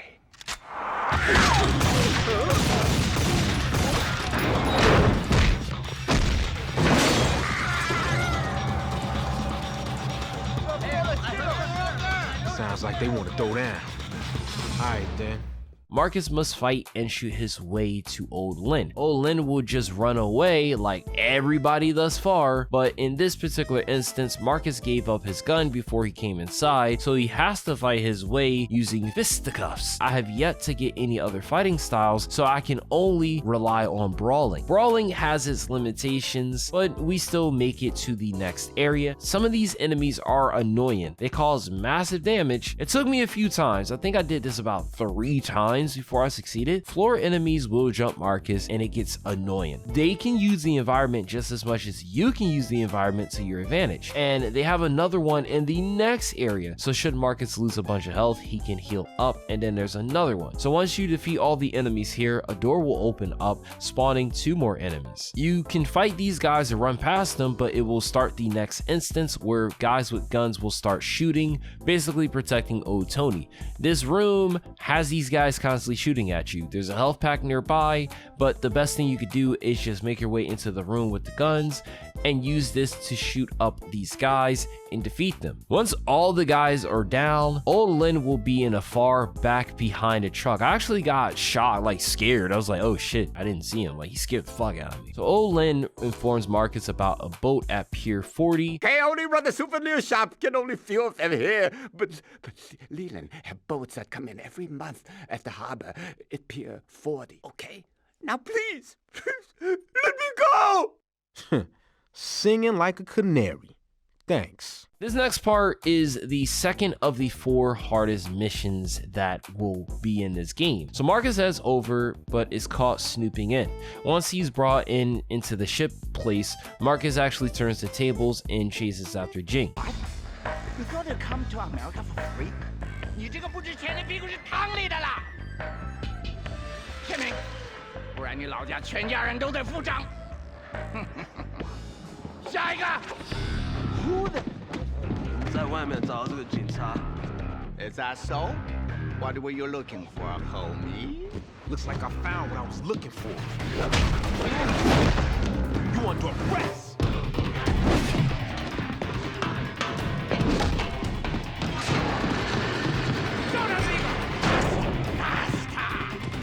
Oh shit, what the fuck was I thinking? Jing will run throughout this whole freaking level saying the same thing. You'll never catch me alive. So this level involves Marcus chasing this guy to the highest level where he can't run anymore. Several enemies with weapons will appear. The worst part is that immediately frame 1, when you start, you already have like 3 enemies on you trying to attack you. Now, if you have not gotten the different fighting styles, this shit is going to be annoying. This mission was a hard time for me. When the level begins, Marcus has to deal with multiple enemies. Then he has to climb up a crate. There's going to be an enemy coming down trying to attack Marcus. And then from here, health packs will be positioned periodically throughout each of the levels. The devs know this is going to be very long and tedious should you fail. So they are helping us, but they're not really helping us. And then another thing is, and if it hasn't bothered you, the stamina system will get in the way. There's also some platforming in this mission. If you miss a jump, you're gonna have to start the level over. Now during the level, Marcus has to open up doors. These doors, these metal doors with wheels on them, cool. But at one point, there's gonna be enemies waiting for Marcus. So it's like frame 1, as you open the door, you're already getting hit. And then when you're getting hit, you're getting staggered, so you can't even get out of it. So you can end up with a game over just by opening the door. Somehow, through trial and error in a bunch of save states, I get to the upper level. Once Marcus jumps on a moving platform, however, a fight will commence. This guy named Tommy will appear, and you have to knock him off of the crate. The problem, however, is that the controls of the game, and depending on the port that you're playing, this is going to be nearly impossible, if not impossible. I did this mini game, and once it prompts me to throw him off, it didn't work. It didn't work. I'm getting annoyed. It didn't work. And I'm just pressing buttons randomly, and then eventually it worked. I don't know what happened here, but I'll honestly say this is one of the worst missions, both from a control standpoint and from how long it takes and how easily you can be killed if you're not careful. Marcus can finally interrogate Jin, and Jin will give him the necessary information. It's the Chinatown Heritage House. Center and Canal. Uncle Benny used to own it, but Leland shut it down and it turned into a hangout. You'll find them there. Yeah, alright. You done the right thing. So Marcus will head over to Shin's location. Yo, what kind of place is this, Money? Look like something out of a movie or some shit. This den here goes back to the 1800s, man. It's got all kinds of secret doors and passages and shit.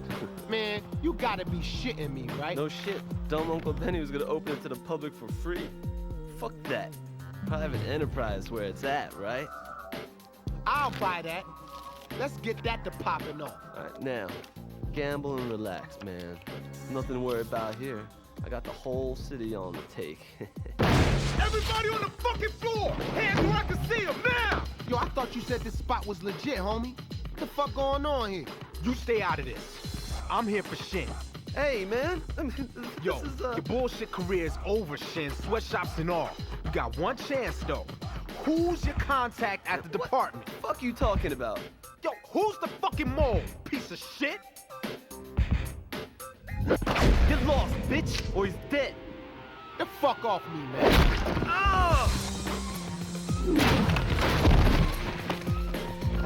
Fuck you all, man. Freeze! Out of the way! I'll be damned. We have another hard mission. So this is the third hardest mission. So the first part of this is that Marcus breaks into the spot, cutscene plays out, and then Marcus will head into the sewers. It's like an underground area. Enemies will be around, their guns can cause massive damage, and they have better accuracy compared to some of the other enemies in this game thus far. Once Marcus makes it to the end, he'll actually fall into a trap.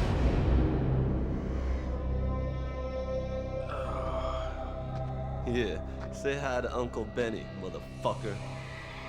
Did you know that Tong was born in this room? Yeah, back then it was a hideout for prosecuted Chinese. Benny was the only one who still knew about this place. Yeah, he didn't want to share the secret, but I made him tell me. He wasn't the only one, Leland. Vivian? What are you doing here? I know you and your mother plotted to murder my father. Maybe this cop will give you what you deserve. Ah! Hey, keep your hands off the girl. Oh, what? You gonna arrest me? Yo, when this is over, you're gonna be begging to be arrested. Shin is another 3-phase boss fight. In the first phase, he's carrying a weapon and Marcus has to fight him. You're at an extreme disadvantage. Of course, there's a health pack in the area. You're definitely gonna need it. I managed to knock Shin down, cause damage, repeat the cycle until Shin says fuck this shit. Shin will then move on to phase 2. He'll run up a rock wall and this will commence a series of events that get extremely tedious. Whenever Marcus is climbing up these walls, Shin will take it upon himself to drop boxes to slow Marcus down. And then when he's not climbing, he has to cross over heated pipes. If the mist comes out, it will cause damage to you. If you really don't care, you can just run through them. And then this happens a couple times. It gets very tedious. Now during this part, I didn't notice how big the rats were in this sewer area. Heck, if you stay idle, you can see the rats just nibbing at Marcus's legs. It's actually weird. You could actually see blood coming out. I was a little worried because I thought, hey, is this gonna cause damage to Marcus? But it doesn't look like it does. Phase 2 will finish when Shin gets all the way up to the hole in the wall that leads into the subway. He'll pull out 2 knives and he'll immediately start trying to fight you.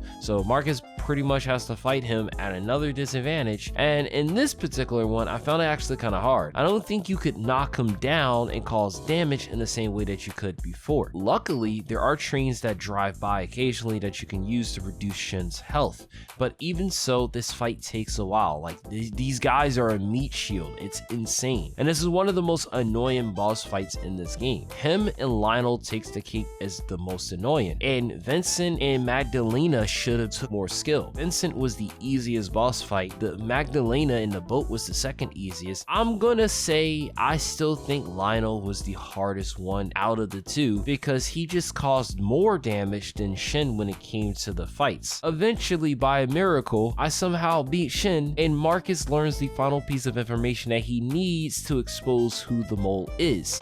As I was saying, Leland, who is the fucking mole?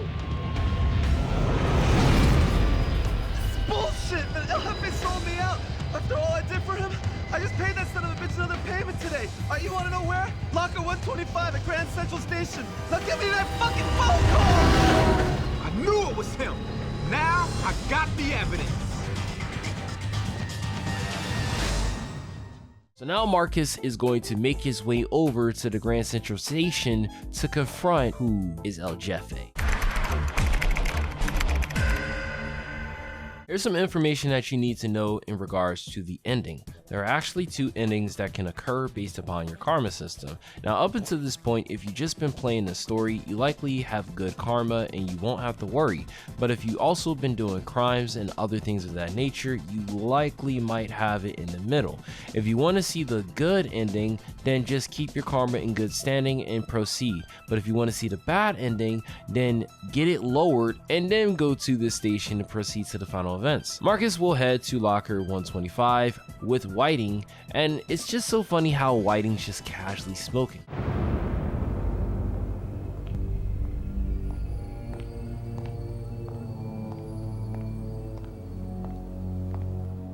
Whiting? The hell is it? Proof's right here, in this locker. Yeah, that's my locker, so what? Chief Navarro, I have a warrant for locker number 125. I want you to open it. Yeah, all you're gonna see is my clothes and my golf clubs. I want you to open it now. All right, goddamn. I swear to God, Reed, when this is over, you're gonna wish you never crossed me. You happy now, huh? You were saying, Chief? Victor Navarro, you are under arrest for conspiracy, extortion, and the murder of Terrence Higgins. You have the right to remain silent. That's bullshit. It ain't my money. I'm being set up. What judge in their right mind would buy this? My judge. I have the heads of 4 major crime syndicates whose depositions point to you. I think it's time for my cocoa. Reed, you can't do this! Why? Because I don't know shit? This is a fucking crock. You sons of bitches got nothing on me. I'm gonna have the best fucking criminal defense lawyer and fuck you all right back. 30 goddamn years of the fucking force and this is what I get? Motherfucker! He sure swears a lot. I understand, though. Reminds me of the time I was in Vietnam. There was this girl. Anyway, I got my mole, you got Terry's killer. Yo, I like you. But you a strange dude, Gabriel. Really? Funny, I never heard that. Well, I'll take it from here. I suggest you go get some rest, detective. I'll let your boy.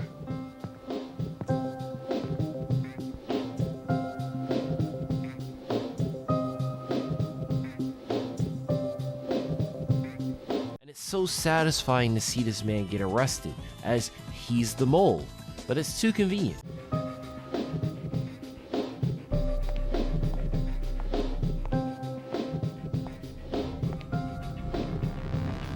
You did good, Boy Scout. Terry? Sometimes, though, you're too predictable for your own good. But you're dead. I watched you die. I had a nice funeral, didn't I? Motherfucker. It was you. You were the mole. 2 points for Marcus. What else? You knew Whiting was on to you, so you framed Navarro and faked your own death.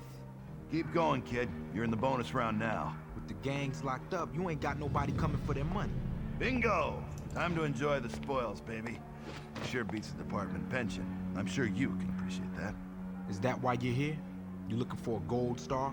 Come on, Marcus. Look, I'm sorry, okay? Now just take the money and let's go. I got big plans I gotta tell you about. I trusted you, man. I don't have time for this, Marcus. You fucking played me, Terry! Whoa! You're getting righteous with me? You, of all people? After what I did for you? Ah, fuck it. Here. Just in case you ever think of talking. Yo, what the fuck makes you think I give a shit? I'll do my time standing up just like my pops. Freeze! Earlier, I mentioned if the game decided to pull the red herring and make Terry fake his death, it would be more interesting. Scary movies have told us constantly, if there isn't a dead body, the person ain't dead. While it's hurtful that Marcus found out that Terry is the mole, it doesn't emotionally move me. Marcus has no ties to the unit. Terry spent very little time on the screen for us to care or think he's a good person. Sure, he saved Marcus, but for all we knew, he was just a random ass detective that was just nosy doing his own shit. We don't know him. Marcus doesn't even seem that much hurt by the revelation. He's so quick to say, I gotta take you down. And it's also funny how Terry goes as far as to try to blackmail Marcus, and Marcus is like, nah, fuck that shit. Terry will run from car to car. He'll grab a hostage at least twice, and Terry is trying to shoot you. I don't know what his bullets are made of, but his bullets are powerful and they can take you down. I make use of the walls in shooting Terry when possible. I actually had to do this a couple times because I died the first time. The second time, I was gonna die. So after a few times, I actually get to the end. Freeze! Still on, Boy Scout.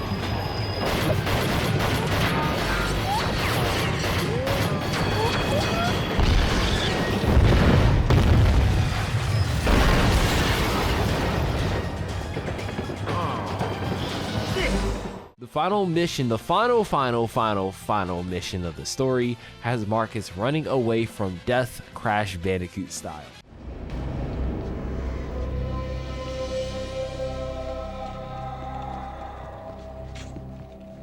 So, it was Higgins faking his own death.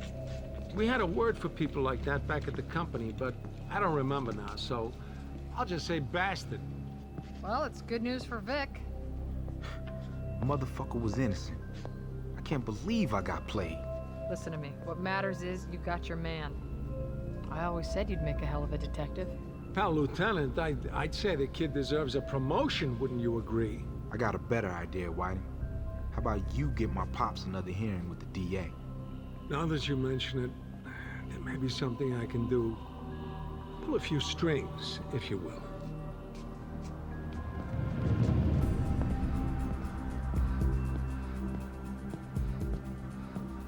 We can choose where we're going, but we can't choose where we come from. I always thought Marcus was lucky to have grown up with two fathers. Some don't even have one. As it turns out, neither of us was worthy. So I pose a question. Where did my son find the integrity to stand hard against corruption and decay, to trust in honor, or even the law? Truth be told, I don't know. But I do know this. To watch your child rise up and become a better man than you could ever be, that's quite a thing. That's the good ending. The bad ending goes the same at first, but with some dialogue differences. I didn't get a chance to play this. I'm just gonna show you guys the depiction of what happens.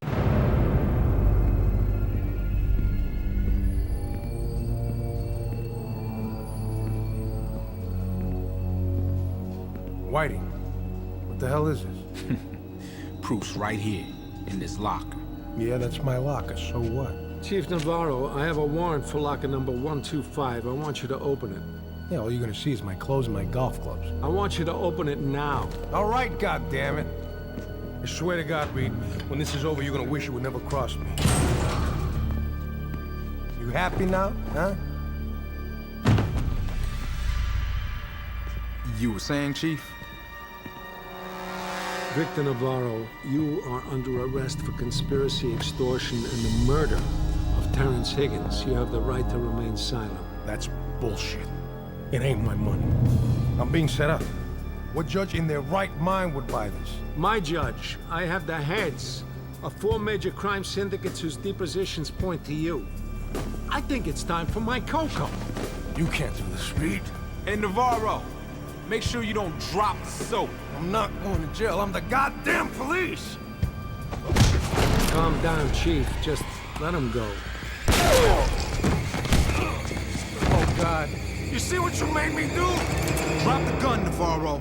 It's time to come clean. Fuck you, Reed. Freeze, motherfucker!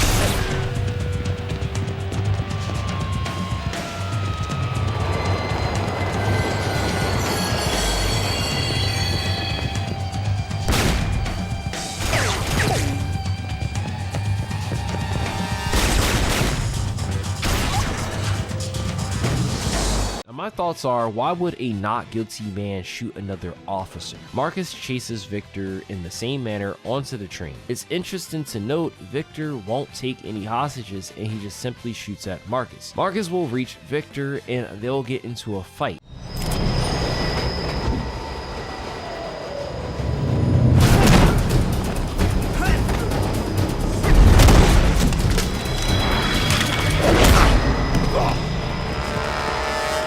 See how much of a badass you are without your piece. This will cause another fight to break out, and Marcus has to push him off the train. Once Marcus pushes him off the train, we see a cutscene play out.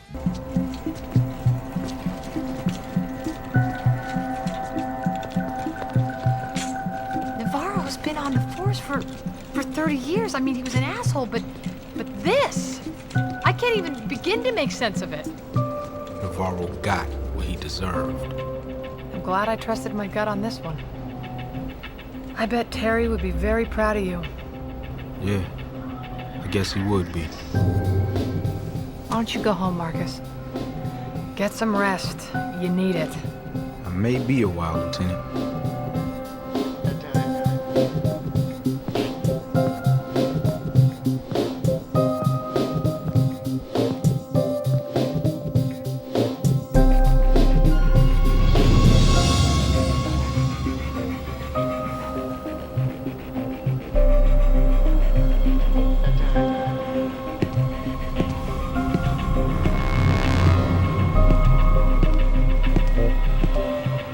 Did good, Boy Scout. I wondered when you'd show up, motherfucker. You knew I wasn't dead. Navarro told you about his locker. I remembered. You speak pretty good Spanish, too. He was always your fall guy, wasn't he? If you knew Navarro was innocent, why'd you kill him? I never liked the motherfucker anyway. You know, kid, you and I are very much alike. You fucking played me, Terry! You betrayed me! Marcus. Sorry I had to put you through this, but the feds were on to me. They had to cover up my tracks. Can't you see it all worked out beautifully? Navarro and Whiting are hanging out with the maggots, and Dixon's none the wiser. Yeah, and I did your dirty work. Took down all those gangs. Come on, man, I couldn't just walk away with the money. They'd find me, no matter where I went. But thanks to you, we can enjoy the spoils without losing any sleep. Look, I got this little hideaway, south of the border. You gotta see it. Merry Christmas, kid.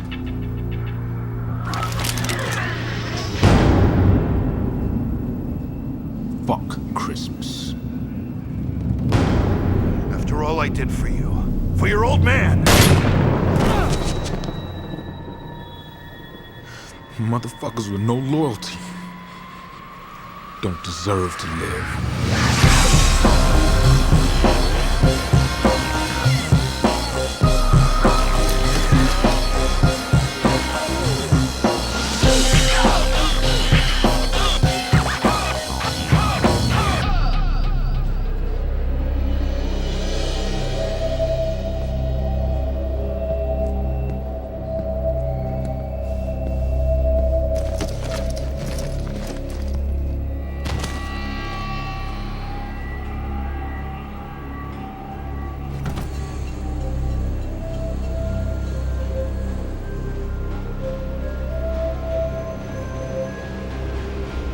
I come to understand a long time ago that the rules in this world aren't laid down like cold hard steel, like prison bars. The rules, you see, they bend, they blur, but worst of all, they often break. So, I've chosen to live by my own principles. In my world, there are but three things that matter: family, loyalty, and respect. Marcus may have despised a great many things about me, but I always knew that he is his father's son. But now I can also see that there's more to him than that. Perhaps one day it'll catch up to him. Maybe today, but maybe never. Father can only hope. So in the good ending, Marcus took the blue pill. In the bad ending, Marcus took the red pill. Did Terry plan on using Marcus from the beginning? Did he only help him years back so he can use him later on? Or was he genuinely trying to save Marcus? Was the bad ending originally supposed to be the true ending? The story of True Crime New York City feels rather incomplete. It's missing a lot. There's no backstory on Isaiah, Marcus's father. While Marcus is the main character, he doesn't impact the plot. More so, he does things just to get to the nitty-gritty. Replace Marcus with anyone else and you have the same plot. You're not emotionally moved by Marcus because he doesn't do a lot that connects to his past. What happened to his old gang? What happened to rivals? What happened to thugs? What happened to that person he let go before he blazed up the whole apartment in the backstory? Now, there might be a reason for this, and that's because True Crime New York City was originally intended to have a two-part series set in New York. The second part might have explored other aspects of the character and connections. It could have also explored more of Marcus's relationship with his father, and this game could have bridged the first two games together, including True Crime Streets of LA. Despite completing the story, the game does give us a new objective: 100 complete the game. Doing the story alone will only net you 25% completion. I'm going to be going over clearing all 20 precincts. Then after that, we're going to go over the Fight Club, the Street Racing League, and all the informant missions. So let's tap into that.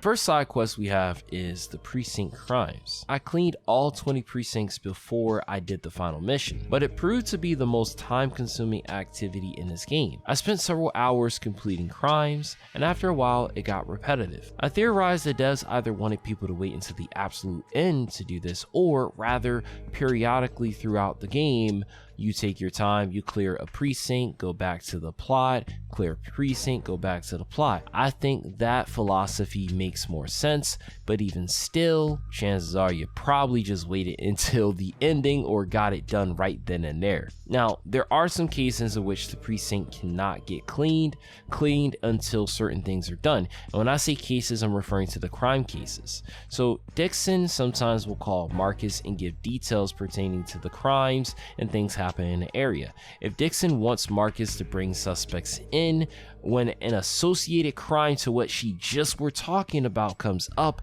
you have to arrest the people and not kill them. Cops are annoying. Cops are frustrating. Cops will sometimes kill the people that, even though they have guns and they're in the right, they'll get in your way, and you'll even hear quotes of Marcus like, damn, we supposed to kill that person. We could have took him in alive. These cops are frustrating. There should have been something in the game where maybe Marcus gets to a certain level to where he can command the cops to get the fuck out the way or leave the vicinity to allow him to take on the stuff.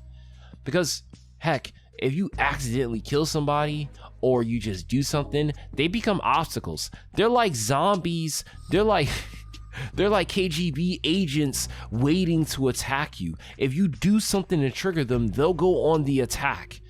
And if you accidentally kill people, which you will, your rogue meter will go up fast and they'll come after you. So it gets rather annoying doing the precinct crimes. I personally think doing the precinct crime clearing is a post-game thing. I do wish I would have waited until the post-game to do it, but I did it before the final events. Next up, we have the street racing missions. These are some of my favorites. Marcus basically has to infiltrate a street racing scene and he has to find the head honcho. Racing will have a qualifying race followed by 3 circuits. Each time you defeat a circuit of races, the next tier becomes available. Each circuit becomes more difficult than the last, with circuit 1 being the easiest while circuit 3 being the hardest, because the racers have the supercars in circuit 3. Circuit 2, some of them got some pretty fast cars, And the final mission is even more frustrating. So what did I do? I grabbed the Lamborghini and I used this to run through circuits 1 and 2. It was fun. But when you get to circuit 3 is when things get challenging. It gets frustrating too. I recommend getting all the car skills, and if you don't want to use the Lamborghini, I'm pretty sure you also build a fast car. You can make use of one of those two things. Luckily, the computer in this game, especially with driving, are stupid. They sometimes can keep up and at times will make you mad, but in other times they'll start driving weird. There was a point where I overlapped cars that were fast. It made no sense, but this benefited me. I do also wish street racing was done better, like limit the NPCs during this part of the game when you're racing, and also cars. Don't let them get in the way. Let it be pure racing. And if you didn't notice, these missions are basically an expansive version of the bonus missions from True Crime Streets of LA. Nick could race cars to get a new car, but in this particular one, you're racing cars to lead to an arrest. So you can't do these again once they're done. Once all the races are complete, Marcus will then race the promoter, who turns out to be the head honcho this whole time. This race is rather long. This chick is fast as fuck, man. She's gonna beat you. I like racing games. For the most part, I don't have trouble. I didn't have trouble beating her, except for the controls, of course, and also the game glitched. Not once, but twice. The first time, the game just shut down. The second time, the game just started glitching blue, so I had to restart the race several times. I was getting to a point where I was like, maybe I can't beat this game. Maybe I can't 100% it, and that's that. Even though there were some hiccups here, I think racing was the best side quest side mission activities thus far. Objectively, some of the worst side quests is the informants, and not because they're bad or anything, but because they're glorified fetch quest slash do something for me, and not what they're labeled. Informants, they're not informing you on anything. But let's get into it. Informant missions are supposed to help Marcus get key information for his main quests. This is further established when he goes to meet with his father, but it sounds like you were supposed to go meet with him after Terry was killed. So there are 3 key characters that you're going to do informant missions for: Isaiah the King, the Madam, and Cabby. So the King missions will have Marcus help his father with his empire gang business, and I thought these missions would give more insight on their relationship, but it doesn't do much. And one of the missions, you have to tail cars. This wasn't present in the main story at all, and I was actually geeked for like a split second that it came back in this instance. But it's odd this mechanic wasn't used in the main game. It's back and it operates very similar, has a different color, so it looks cooler kinda. And then the second set of missions that you're gonna get is with Cassandra, or the Madam. She's a friend of Gabriel's that Marcus will assist. Her missions will be based around her girls. She's like a glorified pimp. One mission even has you help one of the girls get an orgasm. I can't make this shit up.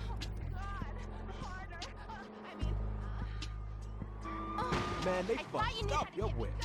Now Cassandra, aka the Madam, is voiced by Tracy Lords. Looking up Tracy Lords, it turns out that when she was in her high school days, she illegally entered the porn industry, and she also had a career in film. Crazy work, man. Her missions were fun, but these informant missions only served to keep you occupied. They were just ways for you to make extra money. And the third set of missions make this even more obvious, and they're labeled Cabby. So earlier in the game, there's a character named Freddy that you save, and after that he offers you to help him out. I skipped this initially. That's actually one of the missions that you have to do for him.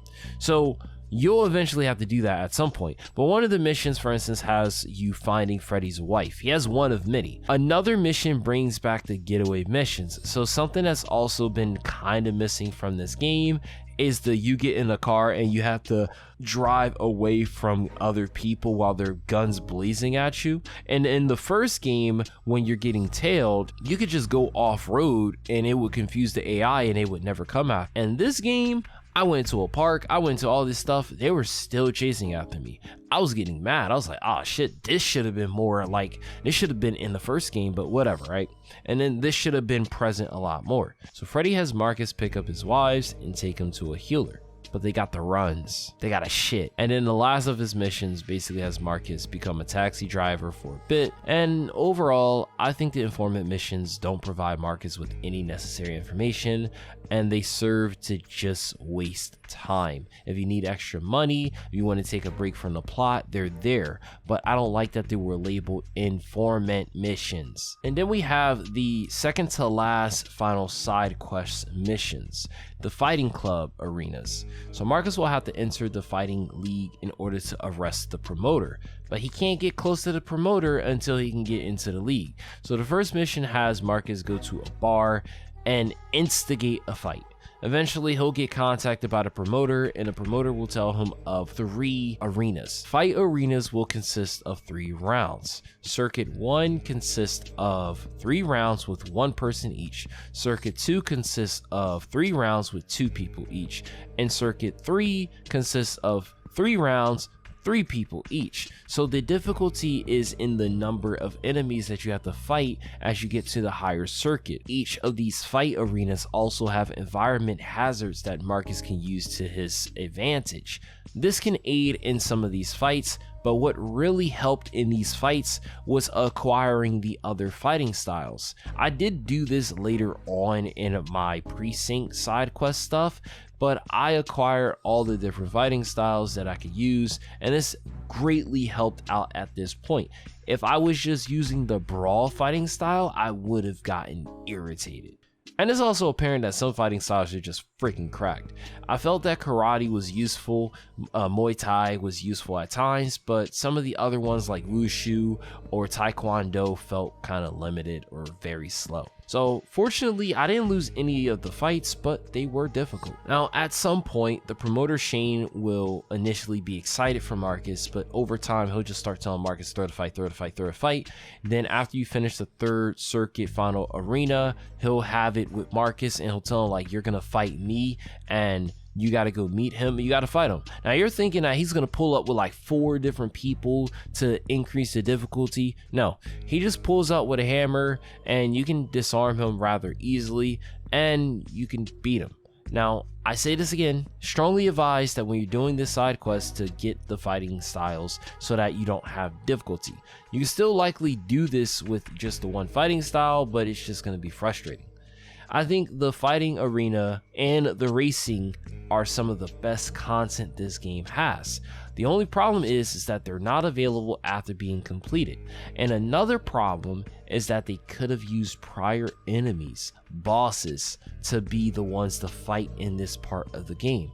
How cool would it have been to fight Lionel again, or fight Shin again, or Candy? Sure, from a story standpoint it wouldn't have made sense, but just from it being a side quest and unaffected by the story, this would have been cool. Once all side quests are completed, a 100% has been achieved. This will unlock one last mission, a bonus mission.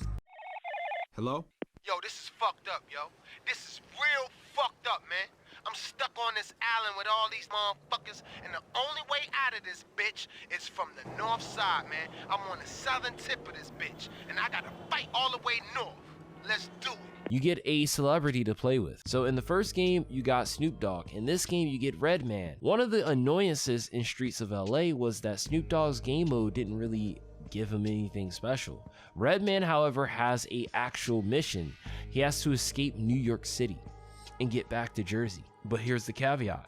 Everyone in the city is an enemy. They either have guns or they're just ready to throw down. There is a countdown also, and if this runs out, you lose. If you get killed, you lose.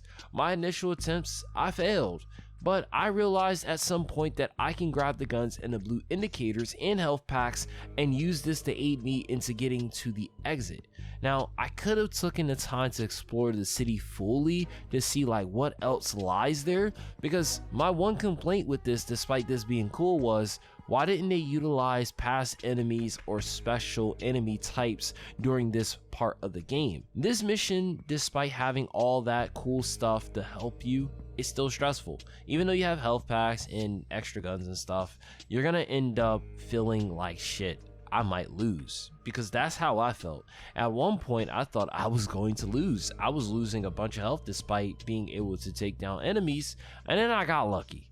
Now, the game, despite what I said earlier, does utilize Beetlejuice. Beetlejuice, Zeke, we saw him earlier during the first major case during the psych ward episode. The psych ward mission. Once you get close, it's over. We're in the car and I'm like, yo, we're basically there. I was so satisfied when I shot and killed him. It was so satisfying, yo. But yes, this is the absolute last mission that you can do in the game. Other than that, you can go back, load up the game, and do the crime missions like before. But that gets tedious after a while. You can explore a city, customize markets, do cool things. Here are my final thoughts pertaining to True Crime New York City. It has a lot of ideas. It has various activities. Playtimes can exceed 20 hours rather easily. The game, however, has some minor issues. It has a very weak story, an underwhelming protagonist, underutilized characters, several controls and mechanics are broken even currently. The first game had a stronger story but suffered from a lack of activities. This game fixes that issue but scaled back in others. Skills and upgrades aren't tied to an activity but simply getting a rank and purchasing it. The first game, you had to actually purchase the attempt to get the skill, and if you failed, you had to purchase it again. I wish they would have had it like that in this game. Despite all the issues, however, I had fun with this game. It was a game I never played on release, and I finally got the chance to play it after all this time. I don't think I wasted my time here. True Crime New York City unfortunately keeps it a lot more safe compared to its predecessor. True Crime Streets of LA was wacky, you fought against a dragon, you were dealing with supernatural, it was getting spooky, but that was okay. True Crime New York City went in the exact opposite. It felt like it was trying to be GTA San Andreas and tried to focus more on story in a sense from a cop's viewpoint than what LA did, but it fumbled the bag. This game, like I mentioned at the beginning, had controversy, and maybe that controversy is what ultimately led to lower sales. Activision saw the fallout and took a step back from the True Crime series. It came back later, teased True Crime Hong Kong. This game was developed by a different developer, and they initially had plans on just making a different game, but because they saw the similarities to that game to True Crime, they decided to repackage it and make it a True Crime game. That game, as you guys know, is in essence the prototype to Sleeping Dogs. I plan on visiting that game in the near future. Make sure you guys are subscribed for that. The next 3 retrospectives I have planned out are for Legend of Zelda Majora's Mask, Bully, and of course Sleeping Dogs. Show support, simply hit the subscribe button and like this video. Doing so will push me to produce these videos a lot faster. I am Kai, aka Zaymac, and I'll catch you guys in the next video. What, yo?